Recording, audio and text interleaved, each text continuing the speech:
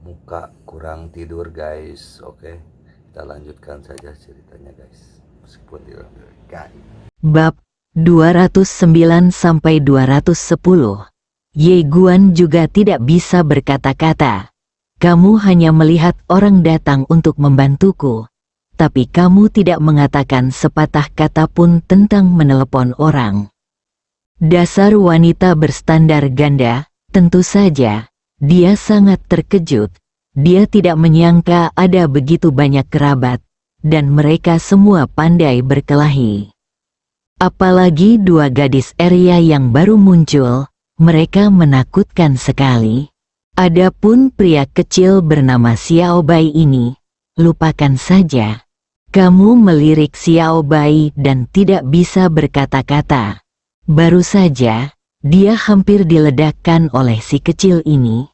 Dari kejauhan, saya harus mengatakan bahwa kerajaan benar-benar marah saat ini. Tentu saja saya lebih kaget. Operasi pemenggalan kepala ini direncanakan olehnya. Menurutnya, ini benar-benar sangat mudah. Lagi pula, dengan orang-orang kuat di Guanxuan University yang bertindak sebagai agen internal, mereka bisa langsung pergi ke pedalaman Guanxuan University kali ini. Bagaimana mungkin beberapa kaisar dewa gagal jika mereka mengambil tindakan bersama? Namun, dia tidak menyangka begitu banyak orang berkuasa yang tiba-tiba muncul. Dari mana datangnya orang-orang kuat ini? Anda tahu, selama perang 30 juta tahun yang lalu, tidak satu pun dari orang-orang kuat ini yang muncul. Tetapi pada saat ini, begitu banyak ahli yang tiada taranya tiba-tiba muncul. Yang terpenting adalah pengawal Ragnarok yang dia pindahkan benar-benar dihentikan. Namun, dia dihentikan oleh seorang kultivator pedang. Bisa dibayangkan betapa menakutkannya pembudidaya pedang itu.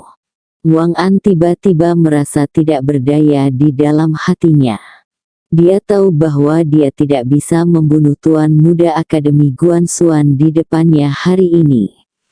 Anda harus menemukan cara untuk bermain kotor. Setelah membaca ini, Rajaan mengalihkan pandangannya dan berkata dengan tegas, evakuasi. Setelah mengatakan itu, terowongan ruang dan waktu tiba-tiba muncul di belakangnya, dan tepat ketika mereka hendak mengungsi, An Nanjing di kejauhan tiba-tiba menghilang. Tertawa, waktu dan ruang di lapangan tiba-tiba terkoyak. Sebuah tombak langsung menyerang di depan Wang An dan yang lainnya. Wang An sedikit menyipitkan matanya, melambaikan lengan bajunya, dan cahaya hitam keluar dari lengan bajunya. Ledakan, cahaya hitam pecah dan tombaknya melesat ke udara. Namun, An Wang dan yang lainnya telah memasuki terowongan ruang waktu. Rajaan menatap Ye Guan di kejauhan, tubuhnya perlahan menjadi ilusi. Kamu melirik kerajaan dan tidak berkata apa-apa. Dia tahu bahwa wanita ini mengincarnya. Sayangnya dia tidak mempertahankan pihak lain karena takut akan masalah yang tak ada habisnya. Segera, An Wang dan yang lainnya menghilang sepenuhnya dari tempat kejadian. Setelah An Nanjing terdiam beberapa saat, dia tiba-tiba menoleh ke arah Ye Guan, pergi ke alam semesta bersama mereka dulu, Arya, jika tidak ikut aku. Saat dia mengatakan itu, dia tiba-tiba mengambil langkah ke depan dan menusuk keluar dengan tombak. Tertawa, ruang dan waktu terbelah, dan An Nanjing, Arya, dan Zhuang Weiran bergegas langsung ke terowongan ruang dan waktu. Jelas sekali, An Nanjing masih tidak ingin melepaskan Pangeran An. Di sampingnya, Tuan Wu buru-buru berkata, Tuan Muda Pavilion, ayo pergi ke alam semesta, Ye. Guan mengangguk sedikit. Oke, Tuan Wu segera memerintahkan orang untuk membuka terowongan ruang dan waktu, dan semua orang langsung bergegas masuk terowongan waktu dan ruang. Akademi Guangxuan. Pada saat ini, Kaisar Dewa dan Kaisar Dewa yang menunggu di depan Mu Nian juga sedang mundur. Jelas, mereka telah menerima perintah dari Rajaan. Dengan An Nanjing dan yang lainnya bergabung dengan mereka, mustahil untuk membunuh Ye Guan sekarang. Dia dengan tegas memilih untuk mundur. Di lapangan, sekelompok dewa yang kuat mundur, tetapi Lu Tian, yang masih hidup, jelas sangat tidak mau melakukannya. Apakah ini sudah berakhir? Di sampingnya, Kaisar Taihe melirik Lu Tian, "Ayo pergi." Lu Tian memasang wajah muram. Dewa Kaisar Taihe berkata dengan tenang, "Kami meremehkan orang-orang di belakang Ye Guan. Semakin banyak orang yang membantunya, jadi kami hanya bisa mundur sementara." Lu Tian berkata dengan suara yang dalam, "Saya tidak mau menyerah." Kata Dewa Kaisar Taihe, alisnya tiba-tiba berkerut, sudah sedikit tidak senang. Lu Tian ini terlalu bodoh. Jika Anda tidak bisa mengalahkan seseorang dalam duel, mengapa Anda tidak mau melakukannya? Pada saat ini, Lu Tian sepertinya merasakan ketidaksenangan Kaisar Taihe, dan segera berkata, "Ayo pergi." Petik 2. Satu-satunya cara untuk bertahan hidup adalah dengan pergi ke dunia nyata. Kaisar Taihe mengangguk sedikit, berbalik dan pergi tanpa berkata apa-apa lagi, tetapi pada saat ini aura menakutkan tiba-tiba melintas melewati tempat kejadian dan langsung menuju ke daratan. Orang yang mengambil tindakan tidak lain adalah Wuzong Agung. Kaisar Taihe sedikit mengernyit, berbalik dan menekan tangan kanannya. Ledakan. Wuzong Agung langsung ditekan oleh kekuatan yang menakutkan. Da Wuzong menatap Lu Tian dan tidak berkata apa-apa. Lu Tian berkata dengan suara yang dalam, "Wuzong, tidak ada tempat bagimu di sini. Ikut aku ke dunia nyata." Da Wuzong menatap Lu Tian, "Kamu adalah boneka dunia nyata, kamu bukan orang yang ditakdirkan sama sekali." Wajah Lu Tian tanpa ekspresi, "Saya pernah memasuki sekte Tao, tetapi kemudian saya beralih ke dunia nyata." Saat dia mengatakan itu, dia tersenyum sedikit, "Saya telah ke dunia nyata, Wuzong, dan ku beritahu padamu, Guangxuan University tidak akan pernah bisa dikalahkan." Mereka yang hidup di dunia nyata, bahkan ahli pedang manusia yang tak terkalahkan, mau tidak mau harus hidup di dunia nyata. Da Wuzong tiba-tiba terkekeh, Lu Tian, apakah kamu tahu betapa bodohnya kamu?" Lu Tian mengerutkan kening. "Kerut, apa maksudmu?" Da Wuzong memandang Lu Tian, "Kamu mengkhianati alam semestamu sendiri. Para dewa di dunia nyata akan menganggapmu tinggi. Tidak, jika kamu pergi ke alam semesta mereka, mereka hanya akan memperlakukanmu seperti anjing, karena tidak ada yang akan meremehkan orang yang mengkhianati negaranya." Wajah Lu Tian suram, dengan niat membunuh di matanya. Da Wuzong memandang Lu Tian, dan tiba-tiba ada sedikit rasa kasihan di matanya. "Saya baru menyadari saat ini bahwa Anda lebih buruk daripada Ye Guan."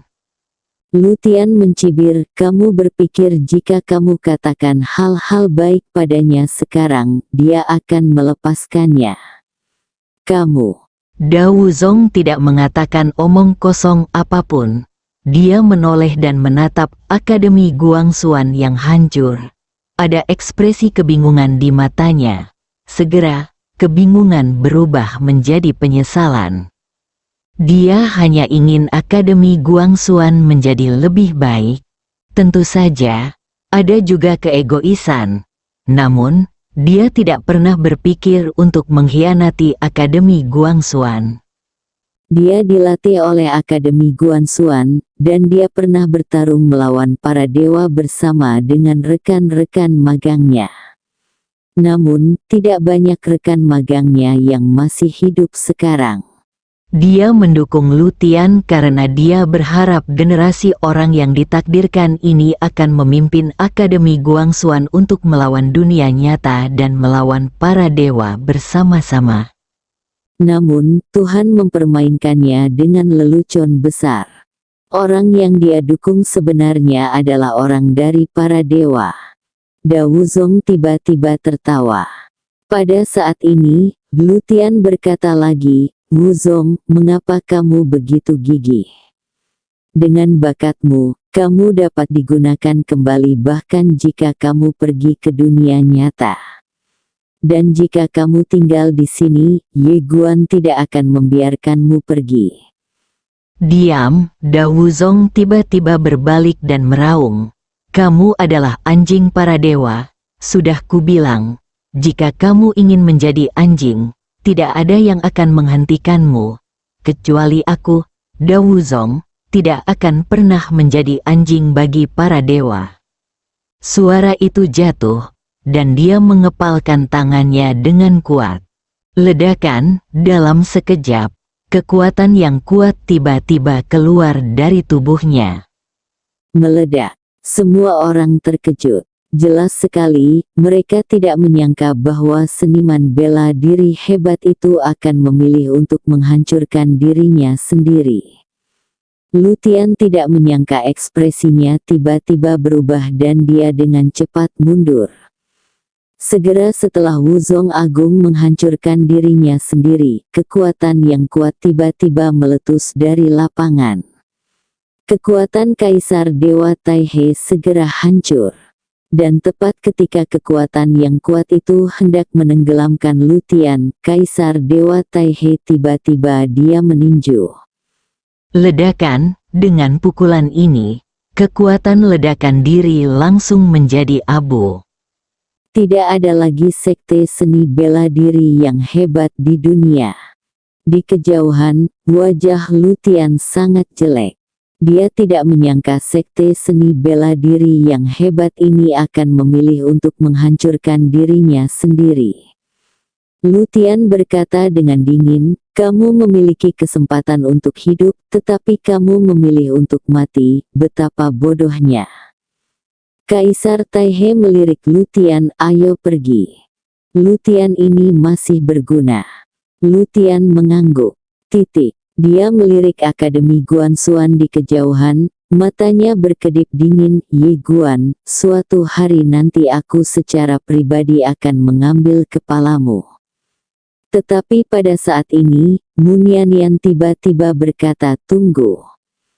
Lutian sedikit mengernyit. Dia menoleh untuk melihat ke arah Munianian, dan saat ini, Munianian tiba-tiba menghilang. Melihat Munianian menghilang di tempatnya, ekspresi Lutian tiba-tiba berubah drastis, sementara Dewa Kaisar Taihe mengerutkan kening dan hendak mengambil tindakan, tetapi saat ini, Tianxiu muncul tepat di depannya. Saat ini, wajah Kaisar Taihe tiba-tiba menjadi jelek. Karena dia baru saja mengatakan untuk mundur, semua orang kuat dari klan roh telah mundur. Dengan kata lain, dia tidak punya siapa-siapa sekarang. Pada saat ini, pedang telah menembus alis Lutian. Lutian berkata dengan ngeri, "Tolong aku, selamatkan aku." Kaisar Taihe memandang Lutian dan tidak bisa menahan diri untuk tidak memarahi Lutian dengan marah. "Bodoh. Katakan saja sesuatu yang kasar sebelum kamu pergi. Apakah ada yang salah denganmu?" Mengabaikan Lutian lagi, Kaisar Taihe berbalik dan menghilang ke dalam terowongan ruang waktu yang jauh. Pada saat ini, Lutian putus asa. Munianian memandang Lutian di depannya. Saat Lutian hendak berbicara, Munianian mengangkat tangannya dan menebas dengan pedangnya.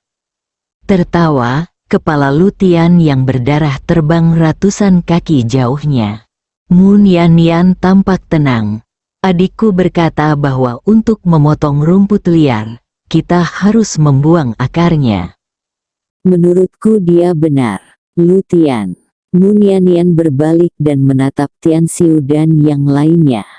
Tian Xiu berkata dengan suara yang dalam, "Sudah berakhir?" Mu Nian menggelengkan kepalanya. Ada sedikit keterkejutan di mata Tian Xiu. Mu Nian berkata dengan lembut, "Saya baru saja menerima kabar bahwa dunia nyata sudah mengetahui keberadaan si kecil ini." Meskipun kerajaan telah mundur, mereka pasti tidak akan menyerah. Mereka pasti akan membunuh si kecil itu sebelum dia dewasa. Diam. Mu Nian mengangkat kepalanya dan melihat ke kedalaman langit berbintang, dan berkata dengan lembut, "Kita harus melindungi si kecil ini agar tidak naik tahta dan menjadi raja, sehingga dia dapat menikmati takdir 3000 dao." Dunia nyata pasti tidak akan mengizinkannya naik tahta dan menjadi raja dengan mudah. Karena penguasa Dao Bi meramalkan bahwa keturunan Xiao Xuanzi akan mengakhiri dunia virtual. Tian Xiu memandang Mu Nian. "Menurutmu apakah itu benar? Dia bisa mengakhiri dunia nyata?" Mu Nian terdiam. Saat itu, dia memasuki dunia nyata dengan ahli pedang manusia. Jadi dia sangat menyadari kekuatan mengerikan dari dunia nyata. Dalam pertempuran itu, garis keturunan iblis gila yang dibunuh Xiao Xuanzi bermutasi. Dalam pertempuran itulah pedang King Xuan dan Xiao Ta menderita kerugian besar, terutama pedang King Xuan yang tertidur selama bertahun-tahun yang tak terhitung jumlahnya. Bisakah pandangan kecil ini mengakhiri dunia nyata? Mu Nian juga memiliki sedikit kebingungan di matanya. Tempat itu juga penuh dengan orang-orang berbakat, terutama dewa sejati. Zhouji, kota Xiaoguan. Ketika Ye Guan dan yang lainnya tiba di kota Xiaoguan, Ye Guan langsung dikejutkan oleh kota di depannya. Tembok seluruh kota setinggi 10.000 kaki. Mulia, seluruh tembok kota sepertinya terhubung dengan langit, dan lebarnya bahkan lebih tak terbatas. Seluruh tembok kota terbuat dari emas dan batu yang tidak diketahui, dengan rune misterius seperti semut yang tak terhitung jumlahnya terlukis di permukaannya. Semuanya padat dan setiap rune memancarkan kekuatan misterius. Tidak hanya itu, di tembok kota terdapat menara raksasa setiap 100 kaki. Menara ini tingginya 1000 kaki, dengan guntur dan kilat menyambar di sekelilingnya yang sangat menakutkan. Selain itu, di samping setiap menara tinggi berdiri seorang raksasa berbaju besi. Raksasa setinggi langit ini semuanya setinggi ribuan kaki, memegang pedang raksasa dan mengenakan baju besi emas gelap. Berdiri di sana, rasa penindasan menyerbu ke arah mereka. Dan ada puluhan ribu raksasa yang berdiri di tembok kota pertama. Selain itu, ada tirai tipis yang tergantung di langit di atas seluruh kota. Tirai tipis menutupi seluruh kota Guanxuan seperti payung. Dari waktu ke waktu, cahaya keemasan turun dari tirai tipis, lalu berubah menjadi rangkaian armor, meliputi seluruh kota Guanxuan. Mengejutkan, melihat kota Guan kecil di depannya. Tidak hanya Ye Guan yang sangat terkejut, tetapi beberapa ahli alam semesta Guangxuan yang kuat yang belum pernah ke sini juga sangat terkejut saat ini. Pada saat ini, gerbang kota selebar 1000 kaki tiba-tiba terbuka lebar, dan kemudian, sekelompok lelaki tua berjubah putih keluar terlebih dahulu. Sekitar 30 dari mereka, semuanya memegang tongkat giok hitam. Di samping Ye Guan, Tuan Wu dengan cepat memperkenalkan, "Tuan muda, ini adalah kuilnya." Mereka semua adalah penyihir dari paviliun Xianbao kami, dan yang terendah berada di tingkat kekaisaran. Alasan mengapa mereka tidak pergi menyambut Tuan Muda adalah karena aku meminta mereka untuk tetap di sini untuk menjaga alam semesta karena ada pengkhianat di paviliun Xianbao, dan mereka perlu ditekan. Ye Guan mengangguk sedikit dan tidak berkata apa-apa. Pada saat ini, 30 pria tua berjubah putih berjalan ke arah Ye Guan, dan ke-30 dari mereka berlutut, dan kemudian dengan hormat berkata, "Saya telah bertemu dengan Tuan Muda Paviliun Muda."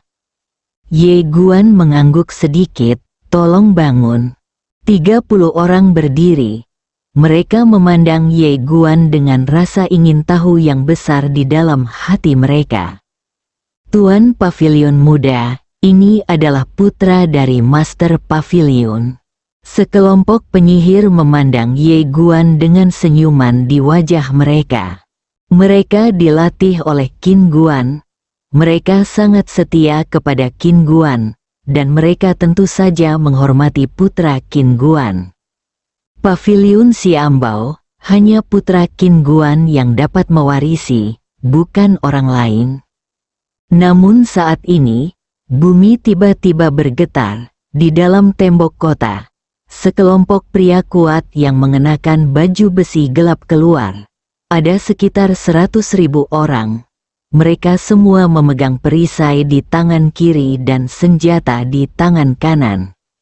Pemimpinnya adalah seorang pria paruh baya dengan wajah berkarakter Cina dan tatapan berwibawa.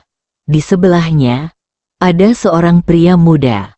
Pada saat ini, pemuda itu sedang menatap Ye Guan dengan rasa ingin tahu. Di samping Ye Guan, Tuan Wu dengan cepat memperkenalkan, "Tuan Muda, ini adalah Marsekal Tao, Zheng Wan." Zheng Wan memimpin sekelompok tentara Tao ke Ye Guan. Dia melirik ke arah Ye Guan, lalu dia membungkuk sedikit dan berkata dengan tenang, "Bawahan, saya telah melihat Tuan Muda." Dan di belakangnya, 100.000 tentara Tao juga membungkuk sedikit dan berkata serempak, "Saya telah melihat Tuan Muda." Mereka tidak berlutut. Melihat pemandangan ini, Wu dan yang lainnya tiba-tiba mengerutkan kening. Secara logika, seseorang harus berlutut dan beribadah. Li Banzi dari Akademi Guangxuan juga mengerutkan kening, yang agak tidak beres. Ye Guan tidak mengatakan apa-apa lagi dan berkata sambil tersenyum, "Tidak perlu bersikap sopan." Zheng Wan menegakkan tubuh, tetapi orang-orang di belakangnya masih membungkuk. Ye Guan memandang tentara Tao dan berkata sambil tersenyum, "Kamu tidak harus bersikap sopan." Tapi tentara Tao itu mengabaikan Ye Guan dan memandang Zheng Wan.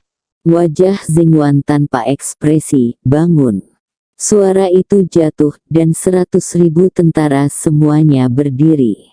Melihat pemandangan ini, mata Li Banzi di samping Ye Guan langsung menjadi dingin, dan wajah orang-orang kuat dari Akademi Guangxuan di sampingnya juga langsung menjadi dingin.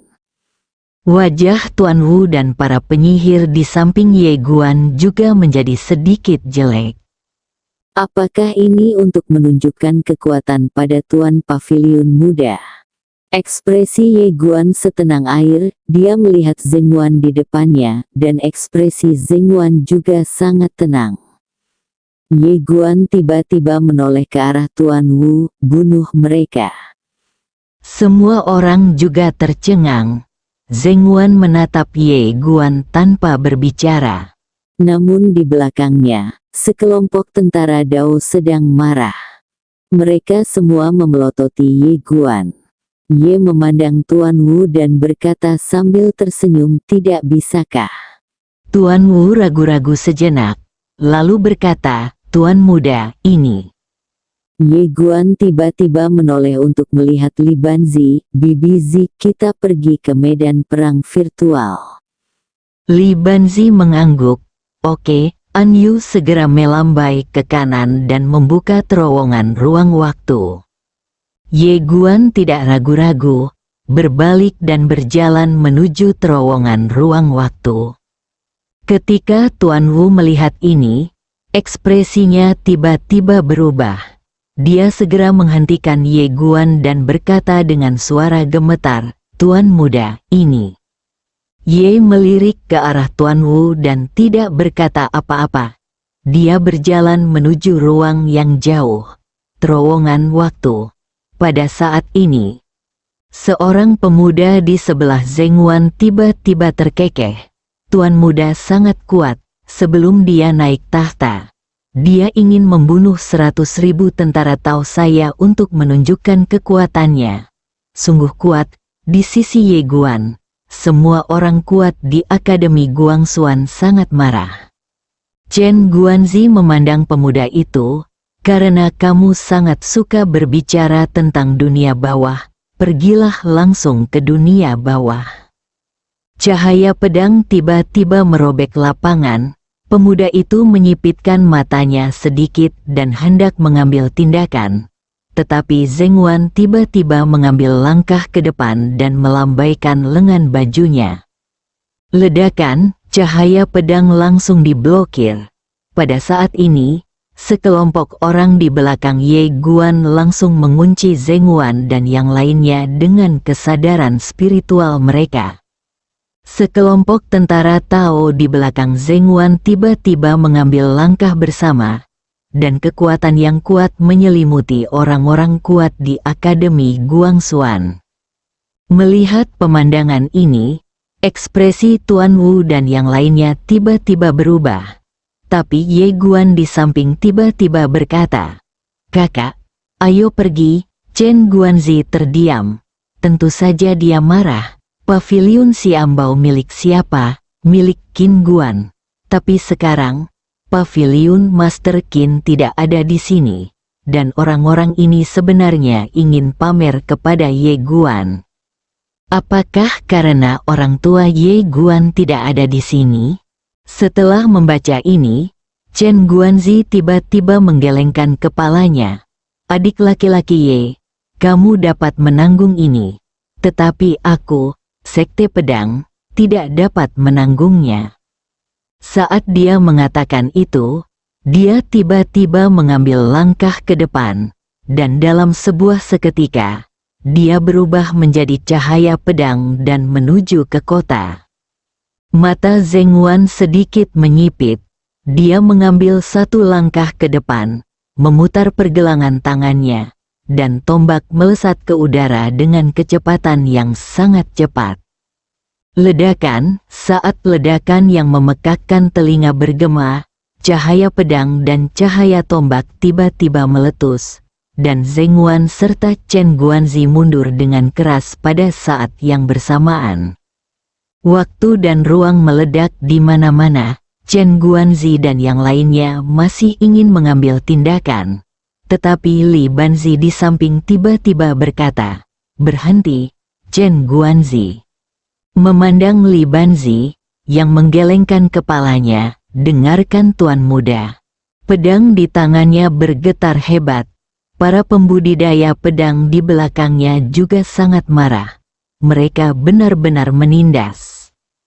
Pada saat ini, Ye Guan tiba-tiba mengeluarkan tas kain kecil milik Qin Guan.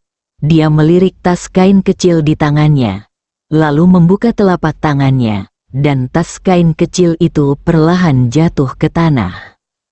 Semua orang tercengang. Ye Guan memandang Tuan Wu dan berkata, "Kembalikan tas ini kepada ibuku dan katakan padanya bahwa aku telah menderita selama bertahun-tahun dan aku sebenarnya sudah terbiasa. Meskipun Paviliun Xiambao sangat kaya, aku sebenarnya tidak terlalu langka. Jangan khawatir, saya tidak. Mereka akan datang untuk menghancurkan kepentingan Anda. Itu semua milik Anda. Semuanya milik Anda." Setelah mengatakan itu, dia berbalik dan memasuki terowongan ruang waktu. Li Banzi melirik Tuan Wu dan yang lainnya, lalu mengikuti. Di lapangan, sekelompok orang kuat dari Akademi Guangxuan juga segera mengikuti. Serahkan pavilion Xiambao. Di tempat yang sama, Wu melihat tas kain kecil di depannya, wajahnya sepucat kertas. Di sampingnya, wajah Zheng Wan sedikit muram, tetapi pemuda di sampingnya mencibir dan berkata dengan suara rendah, "Pergi saja, pavilion Xiambao tidak memiliki master pavilion muda selama 30 juta tahun, bukankah itu bagus?" Dan pada saat ini, di samping terowongan ruang dan waktu tiba-tiba terbelah. Lalu seorang wanita berbaju hijau perlahan keluar. Yingqing. Setelah Yingqing muncul, dia segera berjalan tidak jauh dari Ye Guan, lalu perlahan berlutut dengan satu kaki bawahan. Ye Guan tidak berhenti dan langsung memasuki terowongan ruang waktu. Melihat pemandangan ini, wajah Yingqing langsung menjadi pucat. Dan sekelompok orang kuat dari Akademi Guangxuan juga memasuki terowongan ruang waktu yang diperluas. Terowongan ruang waktu sedikit bergetar. Ye Guan berjalan menuju kedalaman di kejauhan, tetapi pada saat ini, tidak jauh dari sana tas kain kecil itu tiba-tiba sedikit gemetar. Itu mulai bergetar, dan saat berikutnya, di mata semua orang, cahaya putih perlahan melayang dari tas kain kecil. Cahaya putih mengembun menjadi seorang wanita di udara. Wanita itu mengenakan jas kain lengan pendek, rok kain, dan sepasang sepatu kain kecil di kakinya yang sangat sederhana. Melihat wanita itu, ekspresi Yingqing dan orang lain di pavilion harta karun abadi segera berubah drastis, dan mereka semua segera berlutut. Saya telah melihat Master Pavilion. Qin Guan dan Zheng Wan dan tentara Tao di belakangnya juga berlutut dengan cepat pada saat ini. Tubuh mereka tidak bisa berhenti gemetar. Pavilion Master Qin benar-benar muncul. Sedangkan untuk Akademi Guangxuan, semua orang juga sangat terkejut. Tak satu pun dari mereka menyangka Qin Guan akan muncul. Semua orang di Akademi Guangxuan ragu-ragu sejenak, dan kemudian mereka semua memberi hormat. Saya telah bertemu dengan nyonya rumah. Meskipun mereka tidak senang dengan pavilion Xiambao, Qin Guan tetap harus menghormatinya. Qin memperhatikan Ye Guan di kejauhan. Ye Guan telah berhenti saat ini, tapi dia tidak berbalik. Qin Guan menatap Ye Guan dan berkata dengan lembut, "Tidakkah kamu berbalik dan melihatku?"